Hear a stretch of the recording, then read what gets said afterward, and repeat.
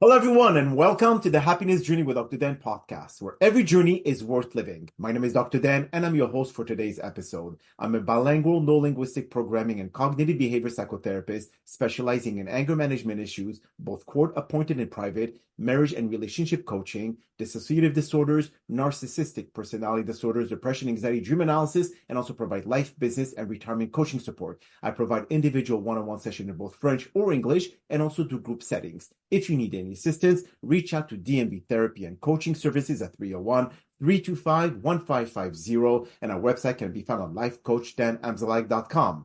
Today, I'm very excited to have for our first episode of season 27 a very special guest, an expert in helping people focusing on results for better achievement in their personal and professional life, Mark Wigginton. And just like every of my past episode, I will leave it up to the guests to properly introduce themselves, as no one can do a better job. Mark, the floor is yours. Thank you so much. And I'm so excited to be here and be the premiere episode on the next season. I've listened to so many of your episodes in the past as well. So my name is Mark Wigginton, and I'm a transition coach and a licensed professional counselor. The real focus of my practice is helping folks in midlife and later navigate career changes, navigate their life transitions, and really make sense of their past and move forward with clarity and with confidence. I'm one of about 3,500 professionals that are dual certified by the International Coaching Federation and by the National Board for Certified Counselors for my expertise in both of my fields. But Dan, what I really bring to my clients, I think the greatest influence is on my coaching is my own story. I don't claim that I have a perfect formula for people. I don't offer quick fixes for them, but I do bring experience from my own life and making peace with my past and moving forward with my happiness journey. Beautiful. Well, Mark, thank you so much for being here today, especially that you and I, we do share the love of helping people, especially in Yep. the field of mental health, etc. So you focus now primarily from going from being a licensed professional counselor to a career coach. Yeah. What that transition? What really let you go from the mental health part to the career part? Gosh, that's such a really good question. And I have to go back into my story a little bit to get there. So if we go back a long time. If we go back 35 years to my early 30s, well, even farther than that, my first degree was in psychology. My bachelor's degree was in psychology, so it was always an interest. But after school, I went into the business world. I ran into some challenges. About the time I was 30, I went to rehab. I came out of rehab with a renewed focus on psychology. So I went back to school, got a master's degree in counseling psychology, spent about 7 years working in community mental health, including I live in Austin, Texas, in the Travis County Jail, where I worked in an inpatient rehab center jail. So working with inmates. And I ultimately, with lots of different activity going on, working all over town in all the different mental health facilities, I got to the point where I could no longer pay my house note. And I went back into the business world after that. I started as a trainer and as a consultant. And that led me kind of on a very different journey. I really started to uncover about coaching in the early 2000s and was going to start a practice back then and decided I would take a job for 1 year just to kind of get my money stabilized. Mm-hmm. And I left that job 20 years later. So as I was exiting that job, I went back to finding a way to bring all my elements together, and that led me to coaching. Beautiful. Wow, that's definitely a journey in its own. Now, if I know that a lot of people nowadays, and this is something that is more of a current concern for many Americans, especially those who are working with or in the Trump administration. What's your take in how everything is going when it comes to government, the uncertainty of government workers, and so on and so forth? And I know you feel that a lot of people are trying to leave the government because now there's no guaranteed job anymore. There's no secure job anymore. So what's people's mindset at this point? Wow, Dan, that's such a really good question. And I'm actually doing a lot of work in that area right now. I'm finding a couple of very specific things. One, the first thing I want to say is that the way that a lot of this is presented in the media seems to be different than what I'm hearing when I talk to my clients and prospective clients and people in webinars. There's an impression that the people that are being offered opportunities to leave or being asked to leave are folks who've been there for a couple of years and are really kind of new in their roles. But the reality is that a significant number of those people have been there for a long time. And every time you get promoted in the government, you go on a 2-year probationary period. So there are people who've been in roles who were promoted for performance, who have dedicated their career to public service, who are now having to come out and face the private sector. And that's a big challenge for them. And what we talk about is that it's no really different than a challenge for anybody else. In the early 90s, I worked on the layoffs at companies like IBM. I worked at companies like, Dell had a layoff, Applied Materials, lots of companies here in Austin. And I ran into exactly the same issues of having to translate your skills, having to take, a language that you are comfortable with, a skill set that you are comfortable with, and find a way to repackage yourself. And it's pretty scary. It's pretty scary. And it's easy to get it done if you really work with somebody and take the time to transfer your skills and understand what that means. But in the world of government, I mean, people who've been, as you just mentioned earlier, Mark, they've been with the government for 20, 25 years, and then they have Yep. to start all over from scratch. Now, if they have set certain set of skills during those 25 years, and they have to reinvent themselves, does that require them to be able to go back to school, to be able to get another type of training, to be able to adapt to a new market that they're not familiar with? Of the three things you said, probably the biggest is adapt to the new market. Okay, Right? Being in a place where they have to really understand the other side of the table. But again, the key is, Dan, is understanding transferable skills. So it's breaking down the work that you did into the key elements of it. So then you can go offer those skills to somebody else. The World Economic Forum did a study last year before, and they talked about the critical skills in business today. And while you might look in the media and think that those critical skills in business are really about technology, the bottom line is that the 10 top skills are all soft skills. They're all customer service skills and customer interaction skills. Because, in business, what's the most important thing? Taking care of your customer.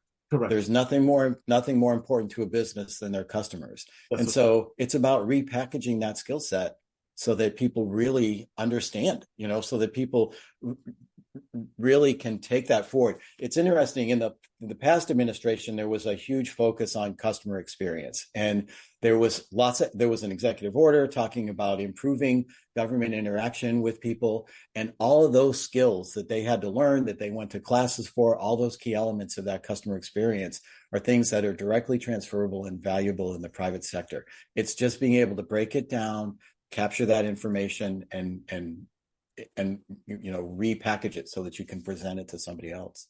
interesting. Now, why is there so much emphasis nowadays, Mark, with someone who has a high EQ versus IQ? Emotional intelligence now has basically the predominant factor for employment because Yeah. especially those who are leaders or managers, they need to understand empathy with their employees and understand how people feel, how people behave, etc. So, Right. is that now still something that people who are in the government sector, which doesn't have much interaction with the public, that they have to kind of like practice emotional intelligence? Well, and I think that's very true. They've got to be aware of their emotional intelligence and their connection with their customers, but also within teams. I mean, that's an important part of this as well. Leaders and working effectively in teams, coming together to be able to contribute in the team. That's all part of EQ as well. Mhm. So I think you're right on track with saying that that's a critical skill. And again, it ties back into that message about the soft skills. So I know that there was an interview with Bill Gates, and he said that I will always hire a lazy person to do a difficult job because they're always going to find an easy way to get it done. So is that something now that managers are seeking? They're not looking for a Harvard educated person. They're looking for someone who's more creative. I think that's really true, Dan. I mean, education is important, and so is the school of hard knocks, right? Being able to go out there and really prove what it is that you've accomplished. I mean, and that's one of the most important things to work on in a resume, is to really prove what it is that you've done. To don't just have fluffy words about what you've been able to do and that you're excellent at this, but show that you've been able to show what your impact is. That's what has to come up in the resume. That's what you have to be able to communicate in an interview. I see. Now, in around it was, if let's say we would use a statistic or like a percentage, out of all the people that left their 15, 20, or 25-year-old jobs, etc., how many of them have the desire to become an entrepreneur versus those who continue wanting to be an employee? I mean, is there like a transition? Do people have a complete career change or career mindset change to be able to say, I had enough of someone telling me what to do and I want to be able to go on my own? And usually, what is the age that this happened? That's an exciting question and a pretty tough question to answer. I'll give you a couple of statistics or a couple of shots at taking an answer at that question. So one of the things that I talk about so much, and I think is so true in your story of the happiness journey, is things turning out to be the best worst things, right? So right now you can be so overwhelmed, and I get that. You know, somebody who suddenly lost their job, they went to work and the doors were locked and they don't know what happens next. That is just a crazy, crazy ending. And, you know, anytime there's a change in your life, it always starts with an ending. Very few of us change without that motivation. So Correct. that moves you into a period of introspection and change to what they call the messy middle, right? Where you're really going through the process of, you know, of trying to sort through, what does that mean? What do I want? I'm now in a unique position where I can make a different kind of choice, right? I could try to find a way to go back into business. I could try to use those skills, but maybe I had an entrepreneurial focus or a dream that I wanted all along. And so maybe if I have the time, if I have the resources, I can explore that Mhm. as I go through the process. I also do some work with an organization called SCORE, and it's a Oh, yes. program that's sponsored by the Small Business Administration. So I spend a lot of time talking to people on kind of on that side of my practice as a mentor as well, about people who are going on their entrepreneur journey. And it's interesting, there were some studies that came out. An article a few weeks ago in the Wall Street Journal actually talked about this and talked about the amount of success, the difference in success of people in their 30s and 40s versus people in their 50s and 60s who are trying to be entrepreneurial. Because so many of the things for people older have already been resolved. So many of the issues, you Yes. know, they've gone through their kids, they've dealt with the house, they've dealt with so much of that. So we're really finding that people in that kind of 50, 60 demographic really are excited and engaged So true. in going on an entrepreneurial journey. And I'm a perfect representative of that. You know, I'm part of the Peak 65 group, right? I turned 65 as we record this. I turned 65 the previous Friday, you know, and there are Wow. 4 million people a year, 11,500 people a day turning 65 right now. And many of them are in that place of trying to sort through what's next. That's amazing. Well, I mean, happy belated or be early birthday, Ah, whatever comes thank first, you. Mark. No, the reason why I asked this is because a lot of people come to me either depressed because or anxious about the Yep. future. The future is very uncertain. But if you look, some of them said, "Well, I tried to do to be entrepreneur, I failed, and I don't know if it's really the right course for my career, whatever it is." But when you look at Ray Kroc, that started McDonald's at 52, when you look at Kentucky Fried Chicken, who actually became a billionaire at 65, which is Right. your Yeah. age. There's never really any specific age to start anything. You could start Right. at 75 if you have the energy. You could start at any time in your life. So that's something that I always encourage my clients and some of my patients to be able to tell them, look, if you have something that you want to do it today. Start today. Don't Right. hesitate. And if you fail, because the acronym FAIL is first attempt in learning.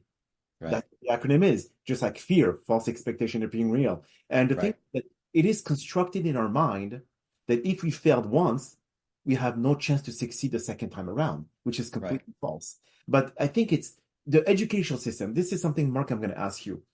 Don't you think that the educational system is as flawed as our judicial system because they're training people to be slaves?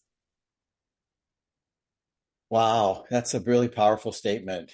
Um, you know, slaves is a strong word, I think, but I will say that that people there are a few programs that focus on entrepreneurship. You know, I mean, and Very they're master's degree type level programs. People in MBAs often go out. I mean, again, you talked about Colonel Sanders and Ray Kroc. Well, we can also talk about the guys, the Google guys, right? And we can talk about folks who, you know, went to school and went to the incubator outside of Stanford to be able to learn. So, you know, it's really about freedom. But I really want to step back a second, Dan, and talk about what you just dealt with addressing failure. right? And addressing those changes. So, we talked about the fact that I went back to school and I went through changes. And the reality is that window of time from when I finished graduate school, which I'm going to date myself, 1992 to 2007, that 15-year window, I had 20 different jobs during that window. 20 different jobs because I would try something, I wouldn't be successful at it, I would get frustrated and leave. Lots of different things we can talk about there in that element. But I learned all these lessons in that time that led me to a stable career from 2007 till I left full-time work in 2022. So 15 years of chaos, learning the lessons of success and failure, working as a part-time employee, trying to start my own business, not being able to pay my mortgage, all these different things tied together to a place of stability in the last 15 years of my career where all those lessons came together. And those are all the things that are the seeds of my practice now. And as you know, being a therapist, being a coach, it's an entrepreneurial journey. Absolutely. I agree with you. Now, let me ask you a tricky question here, Mark, and I know you like that. What is the percentage of success from an employee to become an entrepreneur versus an entrepreneur going back to become an employee? Ask the question again. Okay, so what's the chance of success for an employee to be able to become an entrepreneur and start their own business, etc., versus someone who was an entrepreneur and they decide to become an employee because of stability? What is the chance Yeah. for them to happen in synergy? Yeah. So I don't know if I can give you a number on that. That was a tough question. You're full of tough questions today. So that was a really tough question. And what I will say is, I think, I guess I'm kind of a case study of that again, right? I stepped back into a full-time job for the stability, but it never left my mind, right? I always knew there's a reason that I maintained my counseling license for 30 years, even as I went back into the business world, because I knew there's a reason that I pursued coaching. I say that I worked at the intersection of psychology and business for 30 years. So there's a reason that I took those lessons and I'm moving forward now and in an entrepreneurial journey. But I did have to step back. I did have to step back and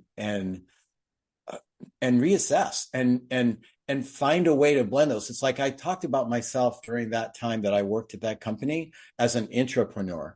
So I brought the lessons of the entrepreneurial mindset and I applied them successfully in the job that I had when I was there. So, am I a case study of one?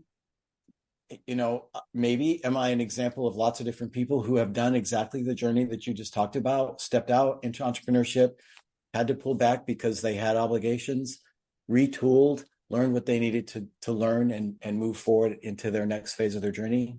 I think it's common, but you've got to have the dream. Not everybody has the dream, and you're not right or wrong for having the dream. That's so true. But here's another interesting question, Mark. But when it comes to the psychological aspect, okay, of how people think, and when they look at them, as an entrepreneur journey, it will take time to be able to make things happen. It will take effort, dedication, sacrifice. The list goes on and on. But yet, they're not ready to do that for 1 or 2 years. However, they're ready to work for someone for 40 years. Why do you think that this mindset is not really sinking into their brain to say, hold on, I'm dedicating my life to make someone else rich, but I'm not willing to be able to dedicate it for myself, guarantee myself a future. So what's going on in someone's brain, the psychological aspect, is it primarily fear that conducts them or that brings them to avoid taking those risks? It's fear and it's education, right? What do we learn? We look at, we see Ray Kroc, right? We see Colonel Sanders, we see Steve Jobs, we see folks like that who are successful in their entrepreneur journey, and we go, I could never be that person, right?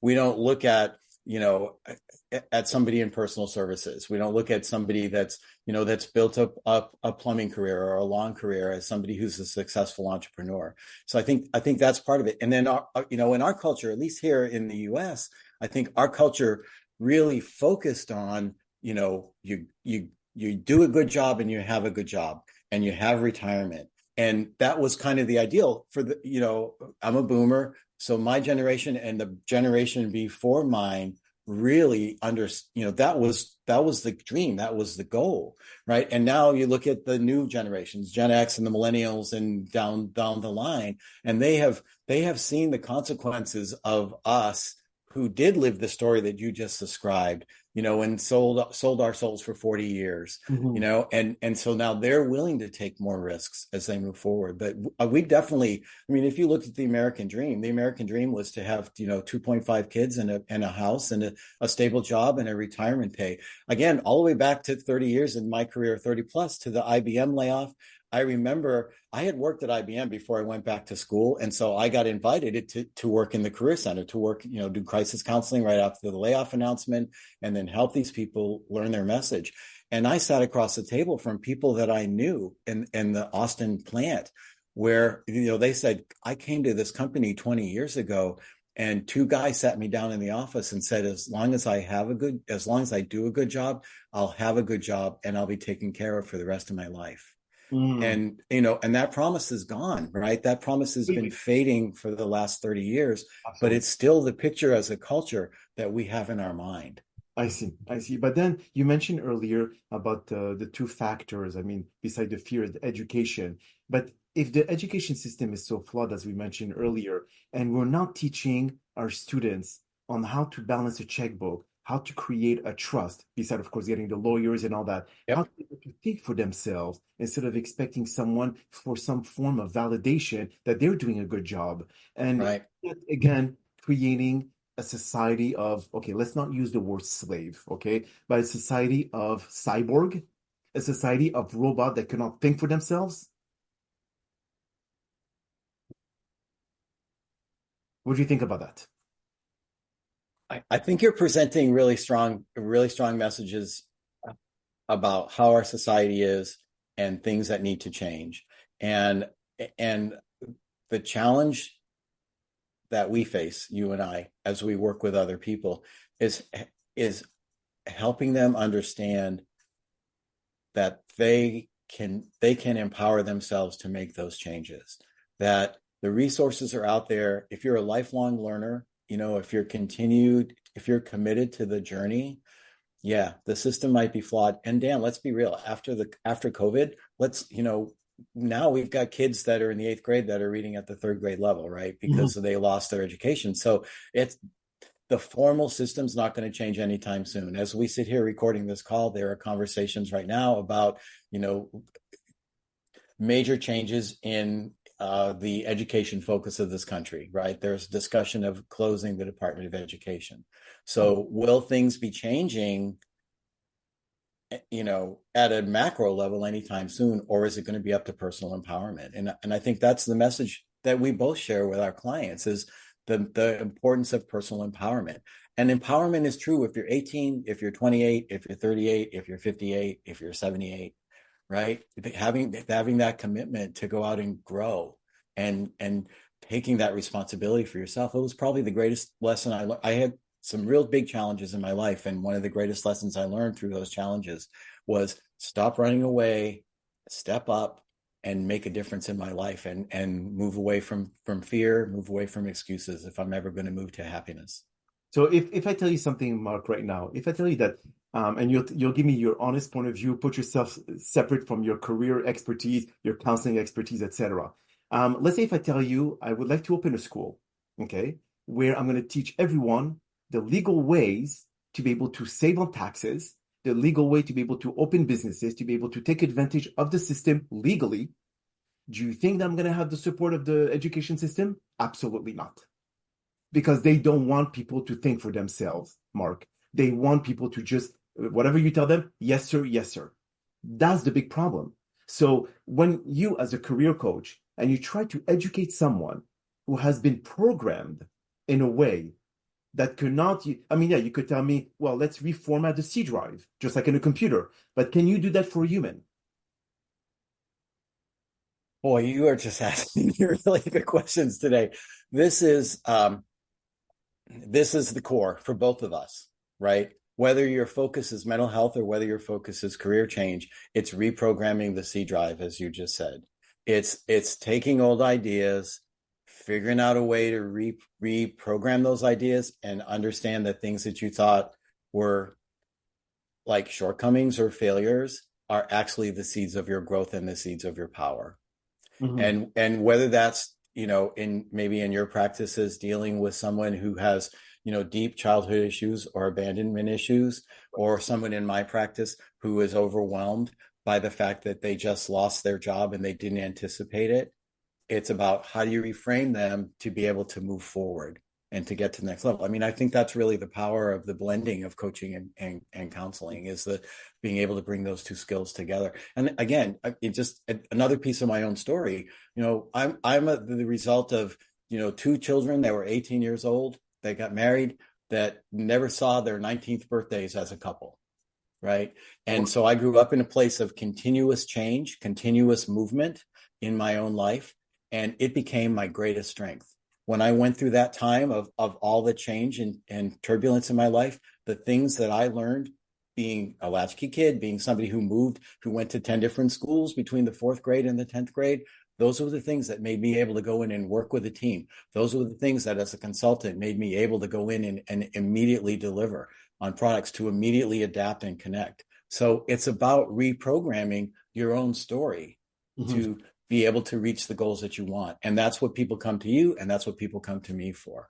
Absolutely. Now, before we end the podcast here, can you please let our listeners, and I'm sure they're very, I would say, impressed and inspired by what you said, let them know how they can find you, where they can get their, career services from you, because obviously now, because of the how the Trump administration is going, it seems like the future is pretty bleak for many of them. And especially those Yeah. who actually are working for the government, they just don't know what's going to happen next week. I actually spoke to someone that I was about to hire for my practice in digital marketing, and they were working for the Department of Veterans Affairs. And now even government people are starting to look for other jobs because they Right. feel that their job is in jeopardy.